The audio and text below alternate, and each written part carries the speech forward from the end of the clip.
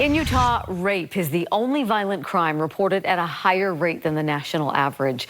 The KSL investigators have revealed failures to fully investigate and prosecute sexual assaults in our series, Failure to Protect. But what about the cases that do lead to convictions?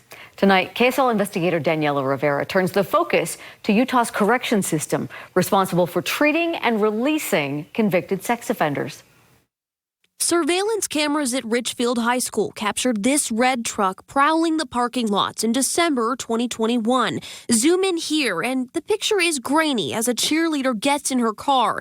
The teenage girl later reported to police that a man parked next to her asked to buy her underwear for $30. And all I could think is, thank God she did not get out of the car. Thank God. Because if she did, I don't know what would have happened to her. Inside that red truck was 43-year-old Christopher Peck.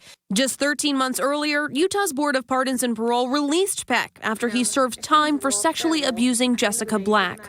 It was terrifying. In January, Susan reported another recently released sex offender, Christopher Browning, brutally attacked and raped her in her home less than 45 days after his release on parole. He kept telling me over and over again, I'm a monster. Susan befriended Browning through her work as a prisoner advocate, and they were meeting for the first time when he learned there was a new warrant for his arrest. She says he snapped. The first thing he said is, well, since I'm going back to prison, I'm going to make it worth my while. Jessica was just 12 years old when she was assaulted. It was, my best friend's stepdad. He should have protected me, and yet he assaulted me. Susan was 72. It can happen to anyone at any age. I'm living proof of that. While Susan and Jessica's stories have stark differences, they both involve sex offenders, each with prior victims who were treated in prison and then released. Browning served 24 years of a 5 to life sentence. Peck served 11 of a 1 to 20-year sentence. Susan believes it was the treatment that failed. No one, to me, is irredeemable.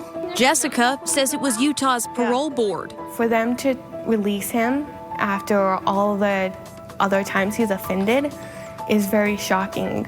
The KSL investigators looked into both. We know that the majority of these individuals, over 90%, are going to return to our communities. Andrea Parrish is the director of programming at Utah's Department of Corrections, and Lena Gustafson is deputy director. They say things have improved since a 2016 legislative audit of the program revealed a significant backlog, poor oversight, and failures to adopt evidence-based practices. But there are limited resources. Browning served 20 years before he had the opportunity to start treatment. The Department of Corrections says that timing was strategic. We try to prioritize people to receive that treatment in the order that they're going to be released. At the new prison, the agency says there are about 50 people waiting to start Utah's core sex offense treatment program, multiple therapy sessions a week for 8 months. Parrish says they want that treatment to be fresh as people are released. Look at the recidivism rate. Utah measures recidivism over 3 years. The department said the most recent data it could provide is from 2018. Of 453 sex offenders released that year, nearly half returned, mostly for parole violations. 2.4%, or 11 people, were convicted of a new sex crime. As for those who do reoffend, I would say the treatment failed them. Utah's powerful Board of Pardons and Parole has the ultimate say on who gets out of prison and when. In 2021, Browning told the board he'd likely need long-term treatment. I need to be in aftercare probably for the rest of my life. And yet he was released.